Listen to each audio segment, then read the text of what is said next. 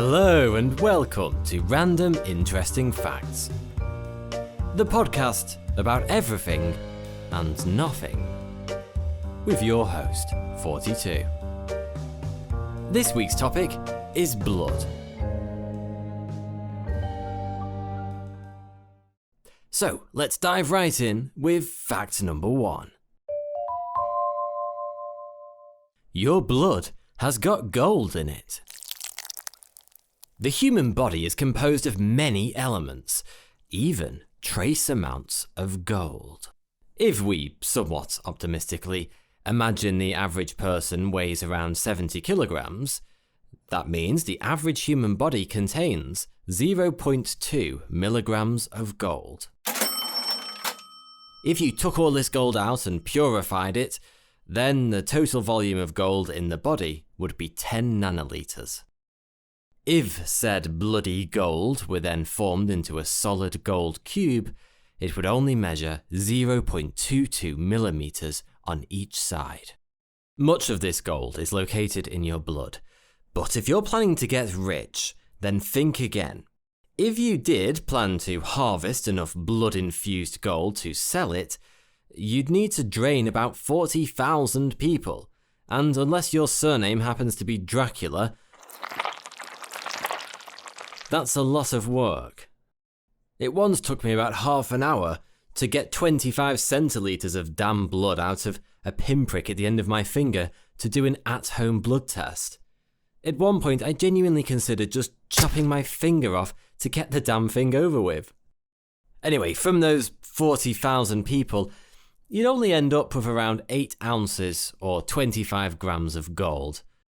Honestly, you carry out thousands of grisly murders, and what do you get in return? Absolutely nothing. Iron, on the other hand, is far more abundant. There are 3 to 4 grams of iron floating through your veins.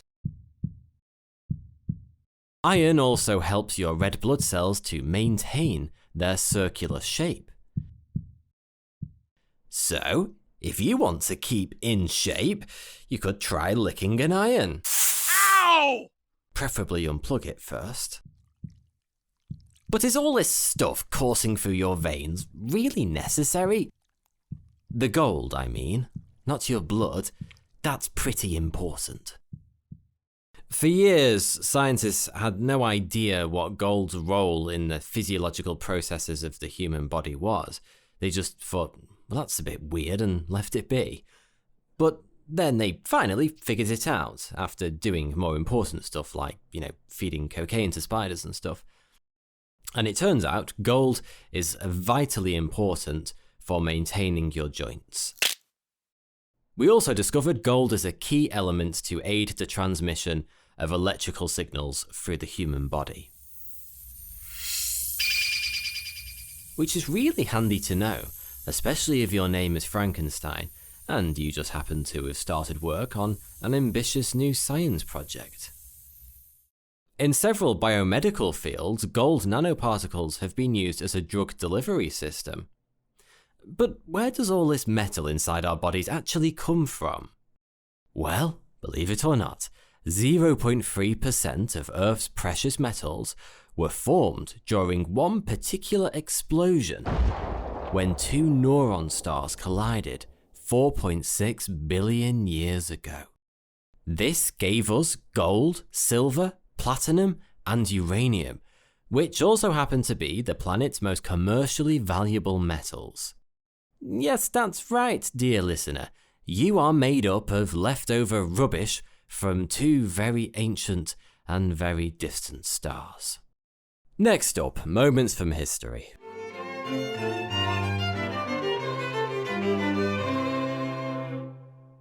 Where we dive into one particularly odd moment from the past. In this episode, we talk about the time Apollo 10's journey back to Earth was delayed by a floating poo.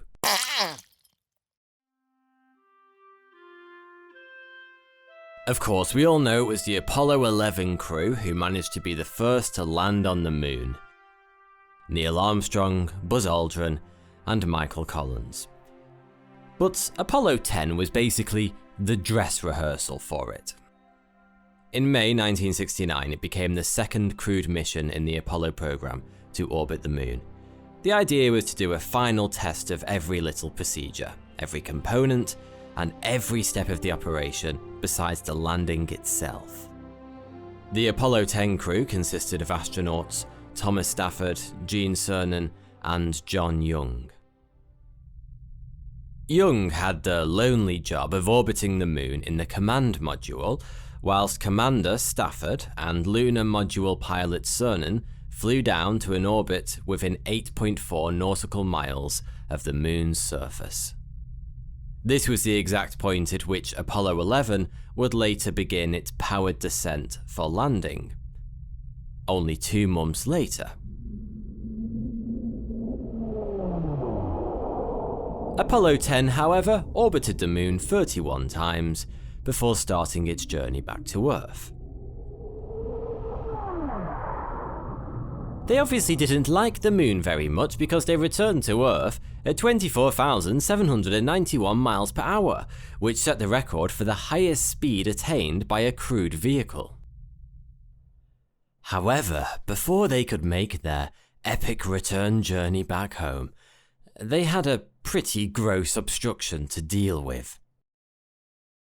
As they were making preparations to leave the moon's orbit, Stafford abruptly said, "Oh, who did it?"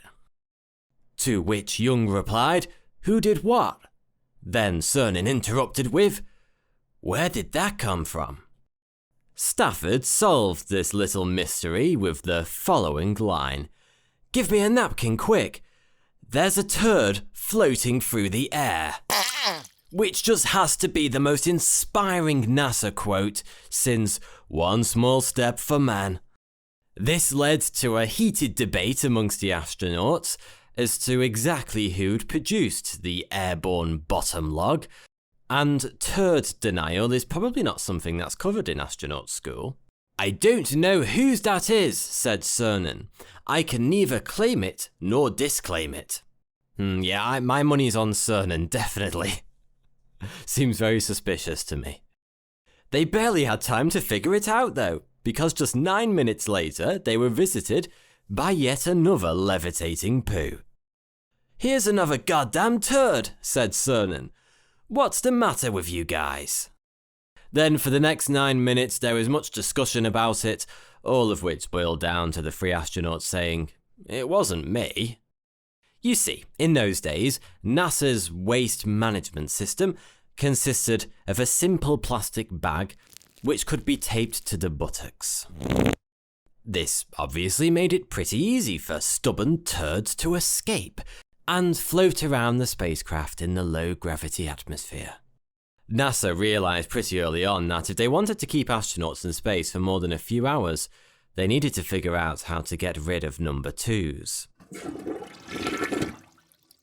Number 1s had already proved tricky enough. In 1961, astronaut Alan Shepard ended up having to urinate in his spacesuit after waiting 5 hours for a 15-minute-long space flight. I've had the same urge whilst waiting for the bus. Unfortunately, I didn't have a bus suit I could piss in. In 1963, astronaut Gordon Cooper's Project Mercury capsule experienced several problems due to a leaking urine bag. Poo disposal, however, was pretty vital because, in weightless conditions, the human body experiences, quote-unquote, decreased gastrointestinal transit time. In other words, despite being fed a special low-fiber diet 3 days before launch, astronauts shit a lot more often. And not just because they're being fired into space on top of a nuclear missile. And believe it or not, the simple plastic bag taped to the arse approach seemed to work best. There was also a germicidal tablet inside the bag. This was there in order to kill bacteria and prevent gases from building up. Because, without the tablet, shitting in a bag is just plain disgusting. This was known as the Apollo Fecal Collection System. Snappy name. It does exactly what it says on the tin. Or bag in this case. In 1972, NASA carried out an analysis of the system where they claimed the primary problem was the separation of turd from astronaut, given the weightless environment. Even though this podcast is purely an auditory experience, you may want to avoid picturing that one inside your head, but to put it simply, it's rather difficult to push something that has no weight. Stafford denied the floating turd because he had an excuse. In the form of, "Mine was a little more sticky than that." How did he know it was more sticky? Well, he was able to judge the stickiness of his own excretion due to something called the finger cut. Yes, as NASA had established, it was another mission entirely just to remove poop from the butthole, and because of this, the shit bag, for lack of a better word, came included with a little device called a finger cut. It could be described as a condom for the finger, which was used to maneuver the poo from the buttocks into the bag. So do bear that in mind if you ever get the chance to shake hands with an astronaut. Oh, gross. It seems oh so glamorous being an astronaut, doesn't it? Crossing new boundaries, exploring the frontiers of outer space. Oh, and fingering your arsehole in zero gravity. NASA claims that nothing has been more successful in this system, but it's also mentioned that it's not popular with the astronauts. No shit! Thankfully these days things are a little more advanced. The International Space Station has a vacuum-powered toilet, complete with a seatbelt, for those particularly bumpy evacuations.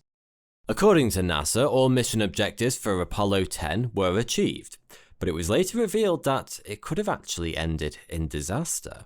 Orbital phase initiated.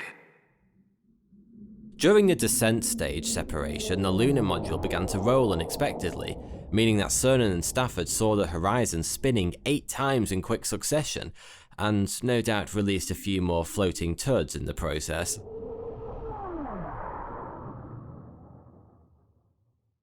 Apollo 10 was also the first Apollo spacecraft to make live colour TV transmissions from space, so it was slightly awkward when Cernan and Stafford let out several choice words during the broadcast. NASA later confirmed that given just a few more revolutions, the module could have crashed into the moon's surface.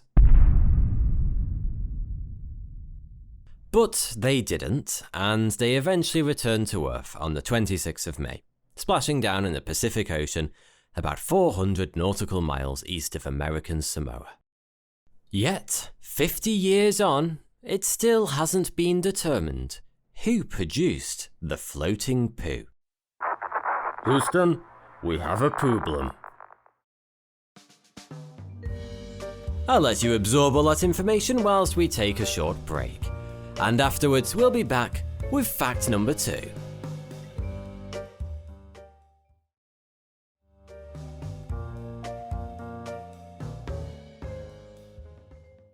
Fact number 2. Ancient Egyptians believed that wine was the blood of people who'd battled against the gods.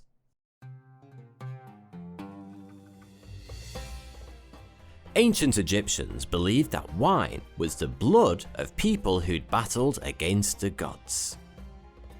In 3000 BC, grape cultivation was introduced to the Nile Delta, which led to a thriving industry in royal winemaking. This was possibly due to trade which occurred in the early Bronze Age between Canaan and Egypt. Depictions of winemaking scenes can be seen on tomb walls dating back to the beginning of the Old Kingdom period, around the 27th century BC. 36 wine amphorae were found, and 6 of them carried the name Kai, head winemaker of the royals. Some of them even contained a sediment from white wine, which may have been produced by Egyptians themselves, but probably came into the country through trade. However, wine in Egypt was predominantly red, partly due to its resemblance to blood. This was because the ancient Egyptians held many superstitions based around red wine, including that red wine was the blood of those who'd battled against the gods. The idea was that once these foolish folks had died in battle, because they were trying to pick a fight with goddamn gods, they'd become one with the earth, and from those places, vines would appear. For the Egyptians, this also explains the intoxicating effects of red wine. Men were driven out of their senses because they consumed the blood of crazed warriors who picked a fight with the gods. So next time you stumble home and can't get your key in the door, try appeasing your upset spouse with the following excuse. Sorry dear, I've been battling with the gods all night. But you know, the Egyptians, they were obsessed with their metaphors, and blood and wine were inextricably linked for another reason. The demonic Egyptian god of execution, Shesmu, was not only the god of execution, but also oil, perfume, blood, slaughter, and yes, you guessed it, wine. That's quite a laundry list of things to take care of, isn't it? And strangely contradictory. Because we all enjoy a nice glass of Cabernet Sauvignon after a hard day of slaughter and execution. Shesmu had quite a few rather pleasant nicknames, including Slaughterer of Souls and Lord of Blood, which sounds like some of my old nicknames from World of Warcraft. But he was also known as the Executioner of Osiris, and he took orders directly from Osiris, god of the dead. And one of these duties was to turn the blood of the wicked into wine. He would rip the heads off the wicked dead, throw them into a wine press, and crushed them until they produced bloody red wine, which he offered to the righteous dead who'd recently passed into the afterlife. I think I saw that recipe on the Food Network once. Fact number 3. Doctors still use leeches to treat disease.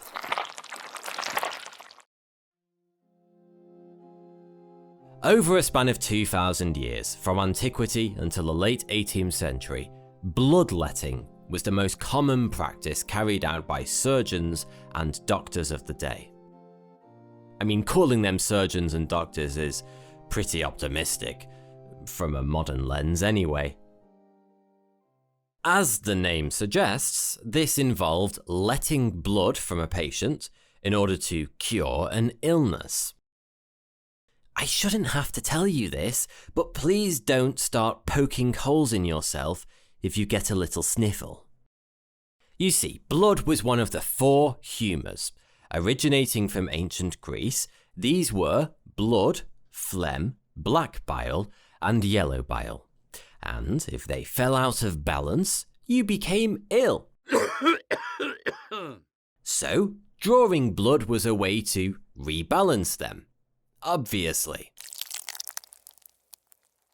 Bloodletting was thought to cure pretty much anything and everything, including asthma, cancer, cholera, comas, diabetes, epilepsy, gangrene, insanity, leprosy, plague, pneumonia, smallpox, tuberculosis, idiocy, and even heartbreak.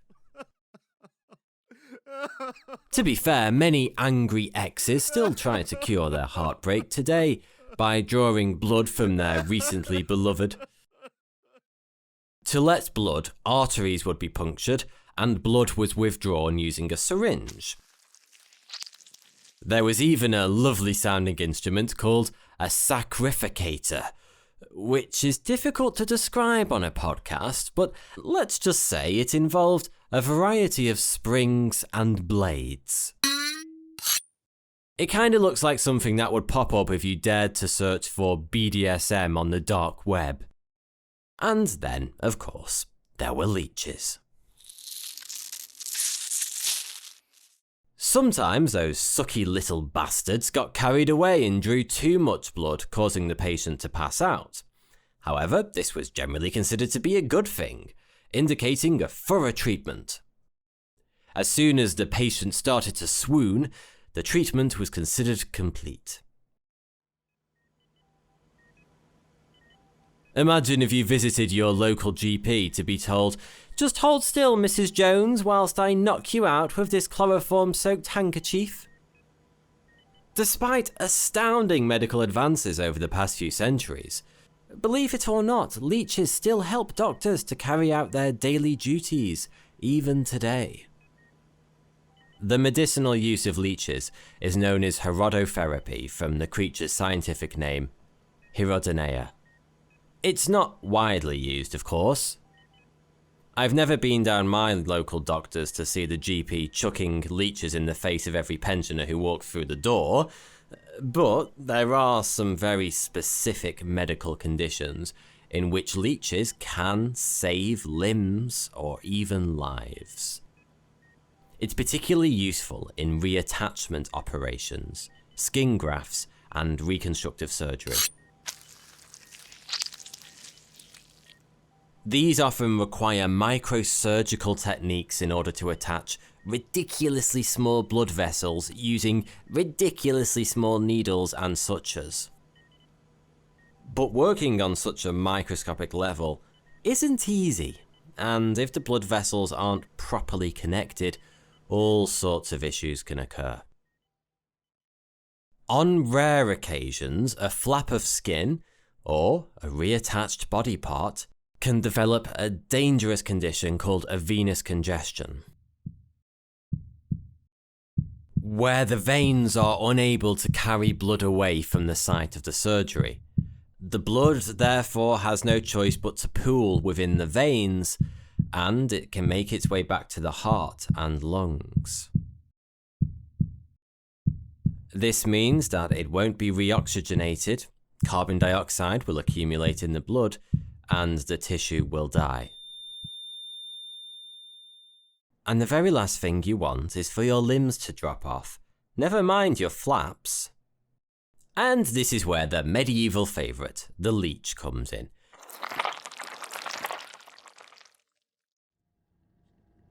Now, you may think, leeches suck blood, so it's to relieve the pooling of blood. But that can be done with suction tubes these days. No, leeches are actually used primarily because of their saliva. Their saliva contains an antiplatelet called hirodin. In simple language, leech saliva can prevent blood clots. And when a leech bites you, it contains a naturally occurring anaesthetic, so the treatment is completely painless. Annoyingly for doctors, however, leeches prefer to suck their blood from healthy tissue, so nurses usually get around this by covering the area with some gauze or Vaseline, tricking the gullible leech into munching the unhealthy tissue for the duration of the treatment. That's right, even leeches have standards. After the leech has been attached, it will feed for around 20 minutes before saying, "Stick a fork in me, I'm done," and just falling off on the floor. Once they drop off, they're disposed of as medical waste. Which is hardly the best way to say, "Thank you very much for saving my life, Mr. Leech." Even after the leech is detached from the area, however, hirodin stays in the patient's system for quite some time, keeping the patient's blood flowing freely. And a new leech doesn't have to be attached until 6 to 12 hours later. This obviously requires a steady supply of bloodsuckers. So where do they all come from? You can order some weird shit on Amazon, but last time I checked, leeches weren't one of them. Well, there are special leech farms, which breed leeches specifically for medicinal use. In 2004, the US Food and Drug Administration recognized leeches as living, breathing medical devices and approved them for use in venous congestion. But there is one major problem with medicinal leech therapy. leeches aren't that cute, to put it mildly, and people tend to be slightly squeamish about them. Doctors who've used it say that although they've rarely had a patient outright refuse the treatment, the majority do take quite a lot of convincing. The majority usually acquiesce after the doctor offers to suck the blood instead. All doctors to the ER. Thanks so much for listening to another episode of Random Interesting Facts. If you've enjoyed this episode, then please rate and review it. And subscribe so you never miss another episode. Also, if you have a random interesting fact that you're just dying to share with me, then tweet it at me using the hashtag RIF Podcast. That's RIF Podcast. Each week I'll choose my favourite fan-submitted fact and read it out at the end of the episode. Thank you.